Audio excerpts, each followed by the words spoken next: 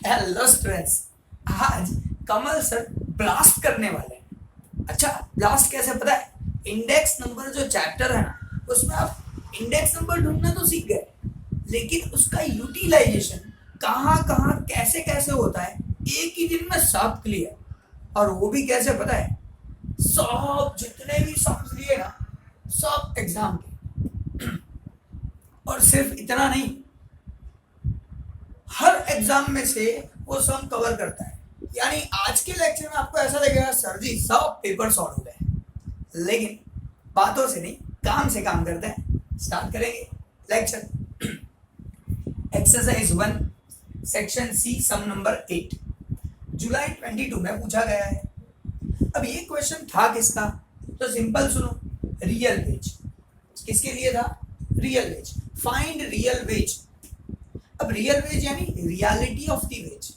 आप 5 लाख कमा रहे हो, पहले आप 4 लाख कमाते थे, अभी 5 लाख कमा रहे हो, तो एक्चुअली आपका रियल वेज 5 लाख नहीं है। अगर महंगाई बढ़ा है तो आपका 5 लाख नहीं है, उससे कम है।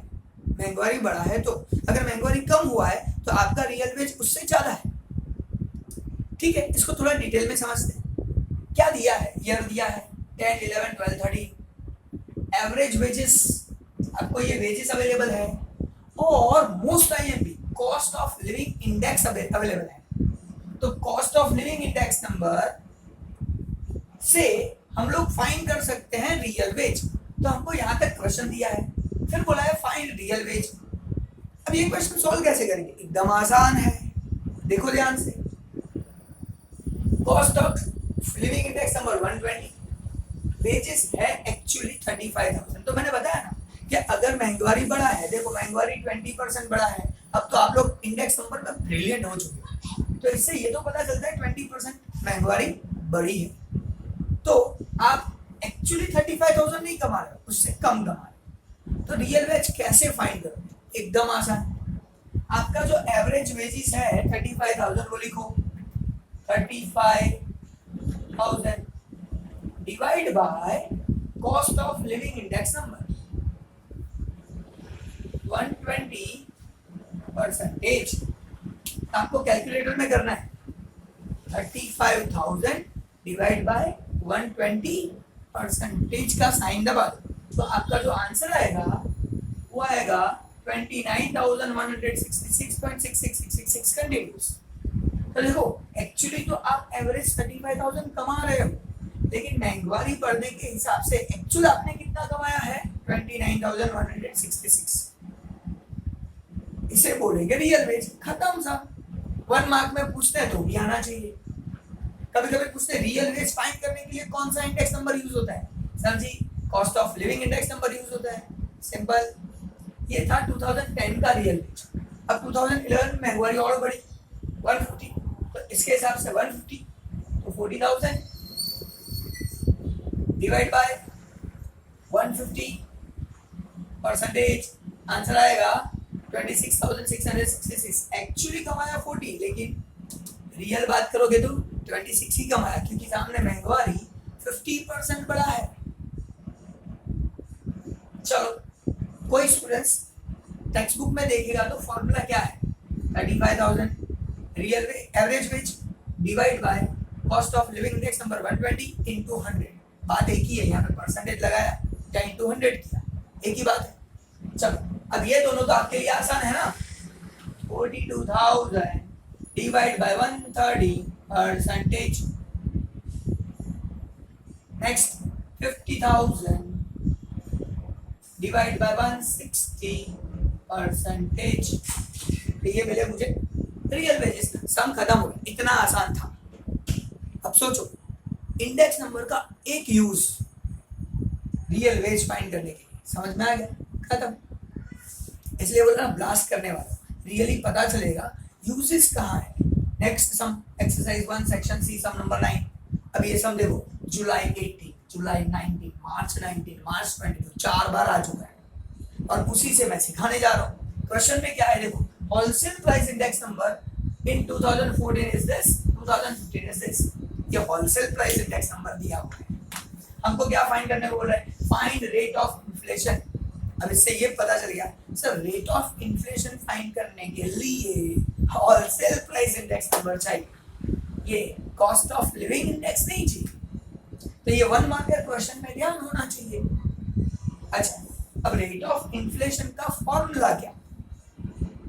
तो स्टूडेंट्स अब मैं फॉर्मूला लिख लेता हूँ, क्योंकि एग्जाम में तो फॉर्मूला से ही काम करना है। कॉन्सेप्चुअली बात करेंगे तो बहुत आसान है, बाकी फॉर्मूला से बात करेंगे। यहाँ पे कॉन्सेप्चुअली सीखना है तो दूसरे लेक्चर्स है मेरे जहाँ पे कॉन्सेप्ट सिखाए गए। यहाँ पे फॉर्मूला की बात करूँ, 2015 index number minus 2014 index number divide by 2014 index number into 100, ऐसा करना पड़ेगा। Inflation rate is equal to current minus base divide by base into 100। अब ये भी कौन सा इंडेक्स नंबर है? Wholesale price. यहाँ पे कौन सा इंडेक्स नंबर था? Cost of living index number. चलो अब तो ठीक है ना। 15 ये रहा 2015, 181.2 minus 177.6 divide by 177.6 current minus base divide by base into 100। अगर आप ये करोगे आपका आंसर आएगा 2.03। सम खत्म, सिंपल। अब देखो ये सम 4 बार पूछ चुके हैं, लेकिन पता क्या चला? यूज ऑफ इंडेक्स नंबर यहाँ यूज होता है, थियरी में पढ़े थे अलग अलग यूजेस, यहाँ पे practical application. Next exercise 1 section A sum number 8 2 बार पूछ चुके हैं, मार्च 20 मार्च 22 2 बार। अच्छा क्वेश्चन क्या है? Find purchasing power. मुझे परचेसिंग पावर फाइंड करना, sorry purchasing power related sum है। Purchasing power for 2016 is 0.75। Purchasing power दे दिया है। Find index number for 2016। अब परचेसिंग पावर दिया है, इंडेक्स नंबर फाइंड करना है। अब एक और बात बता देता हूँ, परचेसिंग पावर में कौन सा इंडेक्स होता है? सर यही cost of living index number purchasing power के लिए काम आता है। परचेज करने की कैपेसिटी, यहाँ पे रियल वेज कम हो गया जैसे, वैसे ही ये परचेसिंग पावर का फॉर्मूला है। परचेसिंग पावर में भी यही यूज होता है। देखो ध्यान से, मैं आपको सॉल्यूशन दे रहा हूँ। Purchasing power is equal to 1 upon cost of living index number percentage. यानी स्टूडेंट्स बुक में क्या दिया है? 1 upon cost of living index number into 100, यानी मैं परसेंटेज साइन लगाऊं, बात एक ही है जैसे यहाँ है। यहाँ पे wages upon cost of living index number था, यहाँ पे 1 upon cost of living index number. इससे पता यही चलता है कि हमारा पावर कम हुआ या बढ़ा, परचेज करने का पावर। चलो देखते हैं। पीवी परचेजिंग पावर तो दिया है 0.75, इसका मतलब मेरे पास आंसर है 0.75। ए इंटू 100 में लगा ही देता हूँ क्योंकि यहाँ पे परसेंटेज मेरे पास अवेलेबल नहीं है। Is equal to 1 upon cost of living index into 100। अब सोचिए मुझे कॉस्ट ऑफ लिविंग इंडेक्स चाहिए, तो इसको ऊपर ले जाओ, 0.75 को नीचे। आप लोग इक्वेशन सॉल्व करना तो जानते ही हो। तो ये cost of living index number is equal to 100, ये तो है ही, नीचे आएगा 0.75। आपको 100 upon 0.75 is equal to 133.33। Sum खत्म हो गया। अब इससे फिर से और चीज, सर पहले आपने सिखाया रियल वेजेस, तो wages upon cost of living index number, फिर सिखाया आपने इन्फ्लेशन रेट, तो उससे होलसेल प्राइस इंडेक्स नंबर का यूज करके हम फाइंड कर सकते हैं।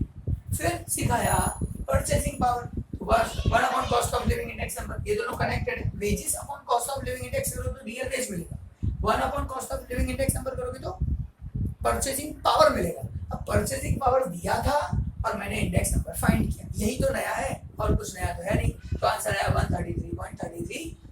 सम खत्म। Next exercise 1 section C sum number 7 अगस्त 20 में पूछा गया था। अब क्वेश्चन क्या है? Cost of living index number increase from 280 to 340, यानी पहले कॉस्ट ऑफ लिविंग इंडेक्स था 280, अब कॉस्ट ऑफ लिविंग इंडेक्स है 340, यानी इतना बड़ा खर्चा। Wages increase from 35,500 13,500 to 14,750। अब वेजेस यहां से यहां बढ़ा, फाइंड रियल गेन और लॉस। अगर इसको ये फायदा हुआ या नहीं हुआ वो ढूंढना है। तो स्टूडेंट्स आप लोग बहुत आसानी से ढूंढ सकते हैं। देखो एक सिंपल एग्जांपल से बता, 280 जब था उस टाइम पे वेजेस था 13,500, उस टाइम पे 13,500 वेजेस था। अब इंडेक्स नंबर 340 हो गया, तो वेजेस कितना होना चाहिए ये ढूंढ लो। ये पता नहीं है, देखो इतना है, होना कितना चाहिए वो ढूंढना है। 280 पे 13,500 तो 340 में कितना, तो सॉल्व करते हैं। 340 मल्टीप्लाई 13,500 डिवाइड बाय 280, ये सॉल्व करोगे 340 मल्टीप्लाई 13,500 डिवाइड बाय 280, आपका जो आंसर आएगा 16,392.85।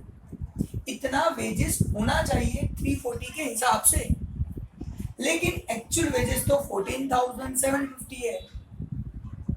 तो ये जो 16,392.85 है, इसमें से मुझे माइनस करना पड़ेगा 14,750, आंसर आएगा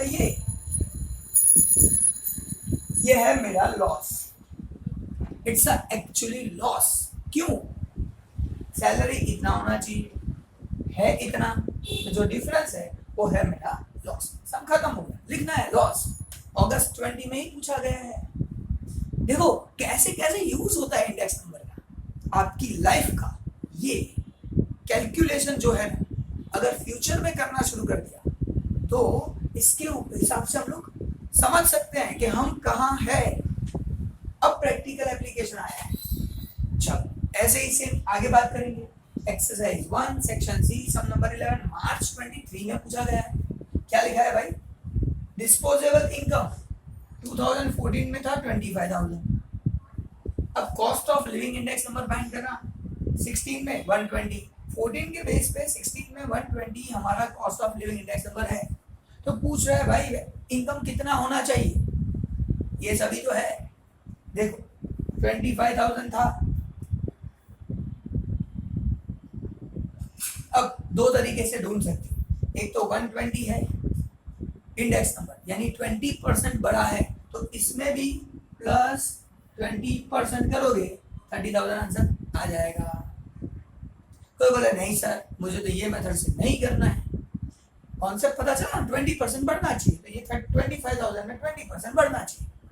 दूसरा एक मेथड है इंडेक्स नंबर से सीधा मल्टीप्लाई कर इनटू 120%, तो 25,000 इंटू 120% आंसर आएगा 30,000, तो भी क्लियर हो जाएगा भाई।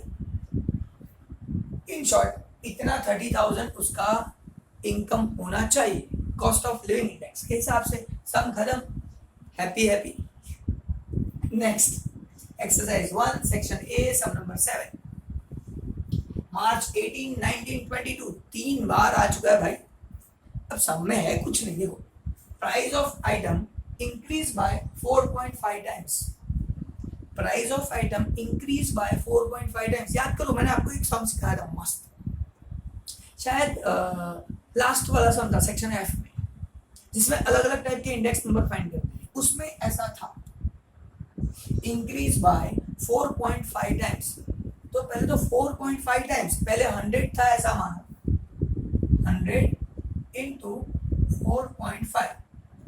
देखो 4.5 टाइम्स, टाइम्स यानी मल्टीप्लिकेशन, तो 100 को 4.5 टाइम्स यानी 4.5 करके मल्टीप्लाई कर दिया, आंसर आया 450। 4.5 टाइम्स 450, ये 450 इंक्रीज करना है, इसको इंक्रीज करो, मतलब पहले 100 था प्लस ये 450 करो, आंसर आया 550। ये है index number. Find index number, कर दिया इंडेक्स नंबर फाइंड। कर चुके हो स्टूडेंट्स, अगर मेरे आगे के लेक्चर देखे ना 100% क्लियर। आज एप्लीकेशन सिखा रहा हूं कैसे यूज करोगे बस, और वो भी ऐसा लगेगा सर सारा सब पेपर ले लिया, कोई पेपर नहीं छोड़ा, ऐसा आपको रियलाइज होगा।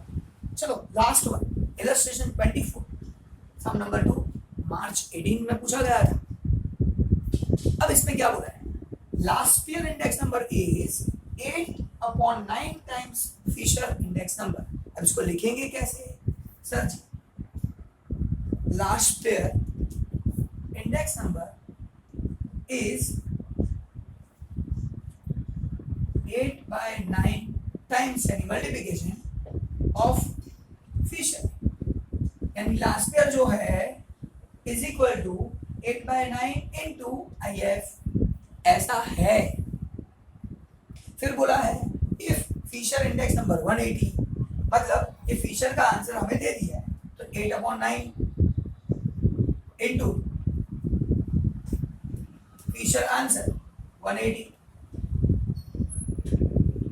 अब ये सॉल्व करेंगे, 9 2 8 2 16, 160, last year index number is 160। Find Paasche index number, मुझे ढूंढना है पाशे, लास्ट ईयर नहीं ढूंढना है। मेरे पास लास्ट ईयर है, फिशर है, अब मैं पाशे ढूंढ सकता हूं, लेकिन पहले फॉर्मूला लगाना पड़ेगा फिशर इंडेक्स नंबर का।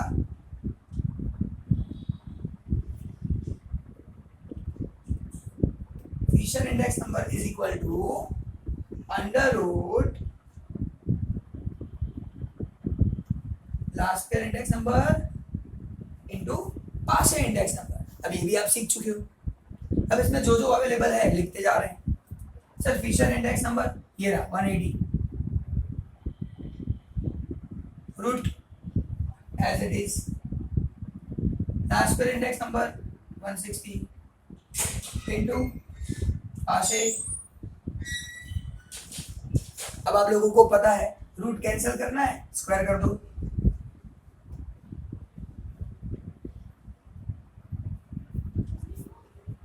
यहाँ पे 180 into 180 2 टाइम्स, ये स्क्वायर करोगे तो रूट साइन कैंसल। ये 160 मल्टीप्लिकेशन में है, अगर सामने गया तो डिवीजन, तो आपको क्या मिलेगा, पाशे इंडेक्स नंबर।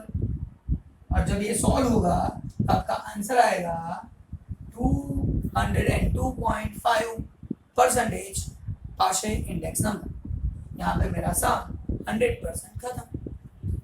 अब आप सोचिए स्टूडेंट्स, आज मैंने ब्लास्ट क्यों बोला था, इसीलिए बोला था कि हर क्वेश्चन पेपर में से सम ऐसे लिए हैं जो एप्लीकेशन वाले हो, और इसी में लोग गड़बड़ कर देते हैं। आप नहीं करोगे। स्टूडेंट्स बेस्ट ऑफ लक, जोरदार तैयारी करो, और हो सके तो टेक्स्ट बुक खत्म करो, और फिर जैसे प्लानिंग बताए पेपर खत्म करो। मिलते हैं नेक्स्ट लेक्चर में नए टॉपिक के साथ। Bye bye.